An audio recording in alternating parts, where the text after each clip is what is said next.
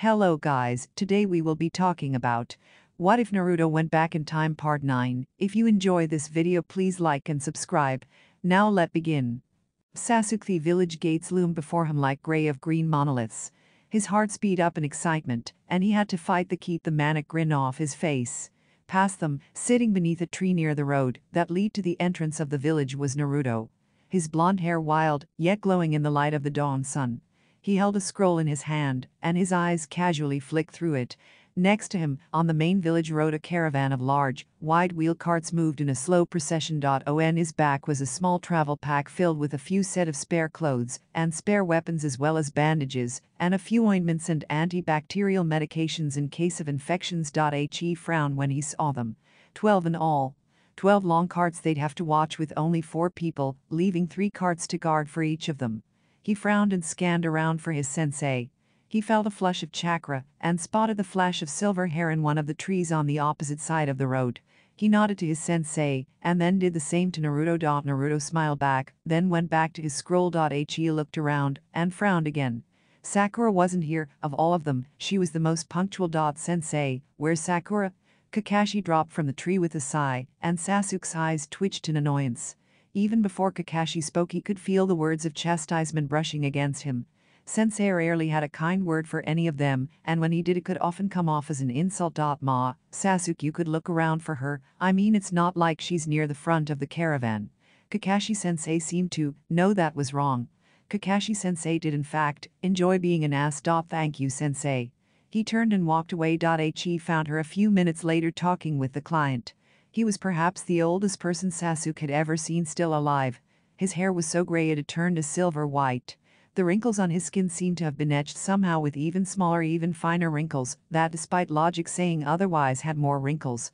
His smile was almost toothless, and the straggly remains of a beard could be seen growing on his chin. Sakura sat with him, her attention apt on what he was saying. I remember when I was a boy, when this village had just been built a few years prior.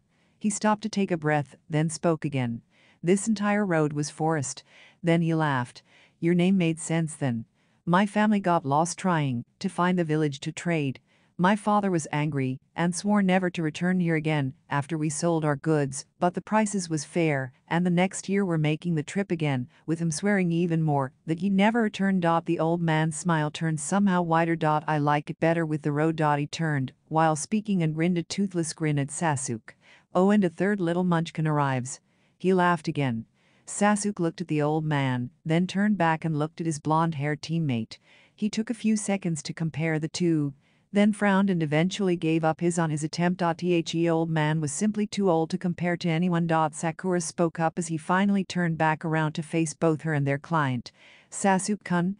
She seemed rather cheerful, and he couldn't help the smile that formed on his face. This is Takagaki Hiroyasu-san. He was telling me about his life and the route we're taking. Sakura. He greeted. Are you ready? He nodded and turned to old man with his question. The old man smiled and pulled a map from the cart he sat on. He jumped down, and Sasuke was surprised to see his hunched form was only slightly taller than he was. He noted Kakashi and Naruto had managed to find their way over to them, while Hiroyasu-san had been busy. See here, kiddos? We're gonna be moving along the main for the next few days. Then we'll be moving northeast into Rice Country. I thought we were going to Suna? The old man just smiled and continued to talk. From there it's a week and a half journey south into Wind Country using the Shinen Pass. The fabrics and tea from Konoha sells better in Rice than in Wind. From there we head to Suna with a load of fresh fruits, rice, and grains. Normally, afterwards I'd take the remaining goods from Konoha and travel to Iron Country to trade from metals and circle back to Konoha, but my grandson's finally old enough, and he's gonna be taking the rest of the trip for me from Suna. He smiled and rolled the map back up. Naruto, the vast plains of Rice Country made a green sea before his eyes. They walked slowly along the natural trail made by similar journeys 1,000 times before. He walked alongside a cart in the middle of the caravan. His eyes scanned the road in front of him. Nothing. He smiled. For a first C rank this was not so bad, especially considering how things went the first time. The trip to Rice had spectacularly well. They'd arrived 2 days early making good time, and had even managed to leave within a day. He smiled at the good luck. With a few more days they'd be in Suna. He had to fight back his glee. Gaara. A child. Gaara still alone and afraid, but still one of his best friends. One of the people he could help right now. Even if he didn't know how he could, he'd help Gaara. He'd show everyone in Suna just how good of a person he was. But it was probably best not to dwell on it for now. Instead, he focused his thoughts on other things. His skills had been progressing rather well these past few months, but he had a rather gaping hole in his skill set he thought he'd have addressed by now. The Cage Bushin. His signature jutsu was unavailable to him, at least a way to explain how he learned it was unavailable to him. There'd be no way for him to explain it away, no excuse that wouldn't sound like a lie and arise even more suspicion from both his sensei and the Sandaime. He frowned at that. Instead, he'd been forced to think about and apply himself to the limited skillset he could explain away. Mainly his limited knowledge of Fuin Jutsu and his relatively brutal close-quarters combat preference. His favorite weapon was the kunai, or, more specifically, the exploding kunal. His aim had gotten wonderfully accurate thanks to Kakashi-sensei and what the man considered training. That and the modified trench knives his sensei had given him had made him somewhat formidable in combat, despite his small size. Ma, Kakashi-sensei called, while slapping a hard palm on his shoulder. "You shouldn't zone out, Naruto." He nodded to his sensei and turned his attention back to the tall fields of grass. He pulled a kunai from his holster and swirled blades as fast as he could manage. His eyes scanned the still grass. He saw nothing, but still, he was on alert. "Thanks, sensei." He looked up at the man towering over him and received a nice smile in response. "No problem." His thoughts focused back on his skills as the carts continued on the road. The lack of Cage Bushin would, in the long run, really affect his skill growth. While most of the things he learned, he still remembered rather well, there were certain ideas and techniques he'd need his clones to study, or even perform. He sighed, maybe soon. Blue eyes turned back to the wild tall grass. It was a lush green, reaching high along the trail and swaying unbidden to the wind. He stopped, the grass was swaying against the wind. He looked back at his sensei, who blinked back at him, then smiled. "What is it, Naruto?" He looked around, the grass had stopped moving. He pulled a kunai from his holster and twirled it in his hand. He built chakra in his palm, and through it, the instrument of death flew into the tall strands of grass, and he smirked as multiple explosions went off. A hail of shuriken flew from the grass as a result. He ducked, and glimpsed Kakashi pulling the old man behind one of the carts to shield him. He grabbed more kunai and flung them further into the grass. More explosions, almost deafening in their loudness, sounded out. He felt chakra surge and felt the heat of a fireball flow past him, set the grass ablaze. He lay down beside the cart, crouched low for cover. He waited a few moments for a responding attack, but nothing came. It seems they fled. "Well, back on the road then." Kakashi was picking him up and patting him on the back. "Good going, guys, you're almost as good as me when I was half your age." Naruto sighed. "Daiichiro, fucking hell." Daiichiro cursed as he looked down at Yajin's severed arm. "Daiichiro, you stupid fucking moron. I told you to let them past. I told you we shouldn't fucking try for them." "Shut up," he snarled at Seiko. Yajin groaned and sputtered in a vain attempt to talk. "Just shut the hell up." He sat down amongst the matted grass and looked down. Yajin's blood was still spilling all over the floor. The rich iron scent was filling the small clearing they made. "Bunch of fucking little bastards." He snarled out, his palm tightened in anger. Seiko sat next to him, her short black hair fluttering in the wind as she did so.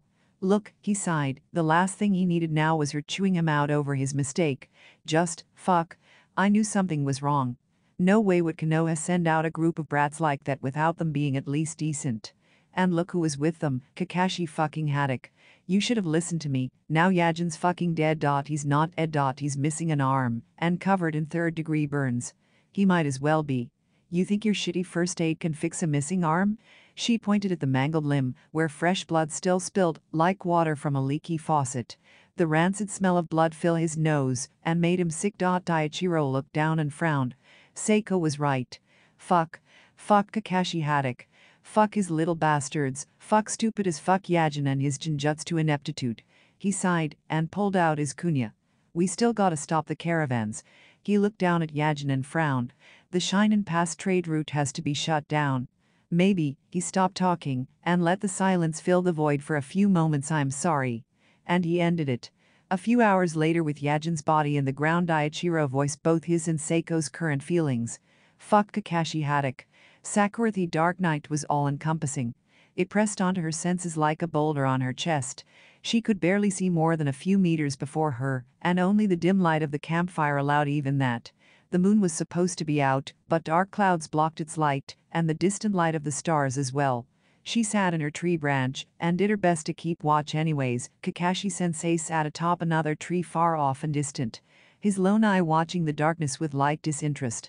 He seemed bored, but with Sensei you could never really know, could never really be sure exactly how he felt. Sakura.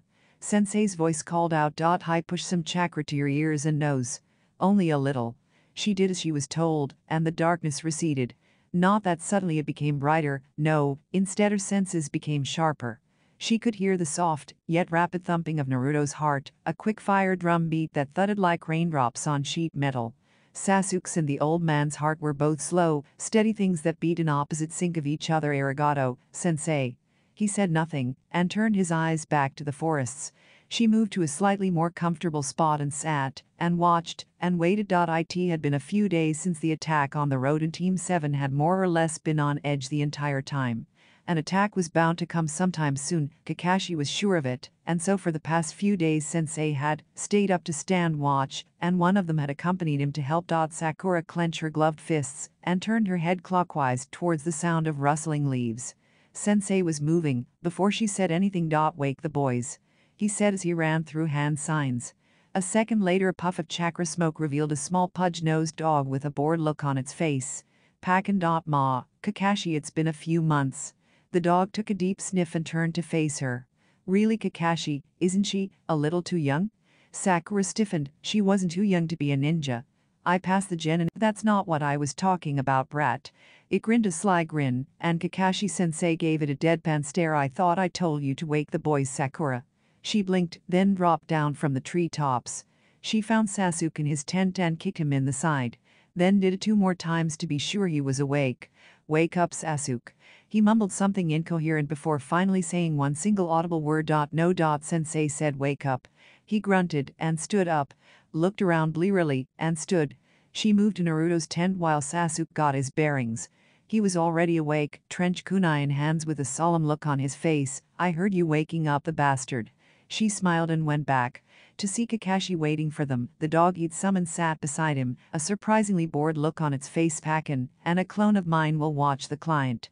You 3 will stick together and guard the caravan. I'll go out and look for anything suspicious.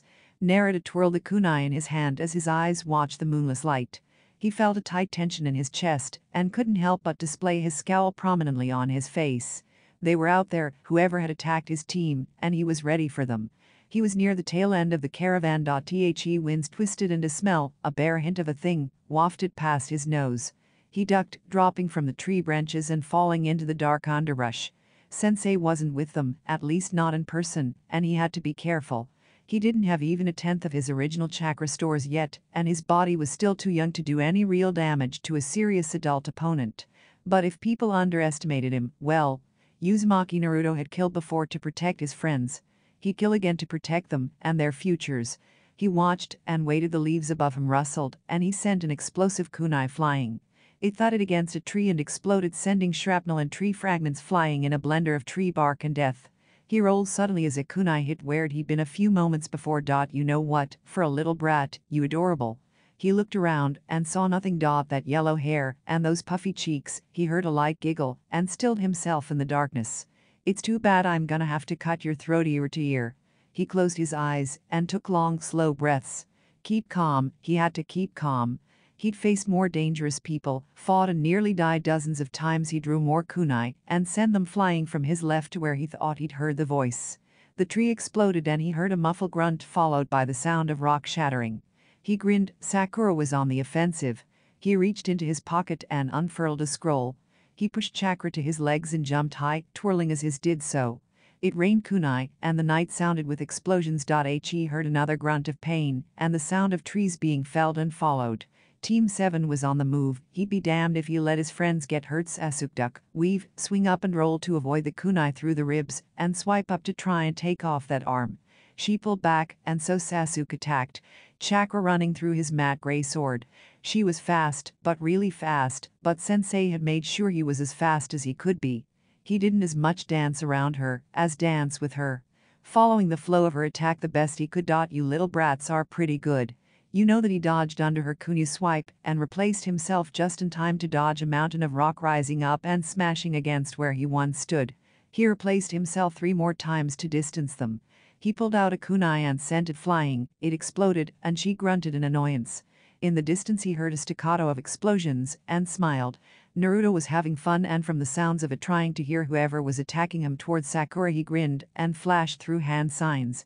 The heat for the fire jutsu built up in his chest, rose gradually as the pressure seep passed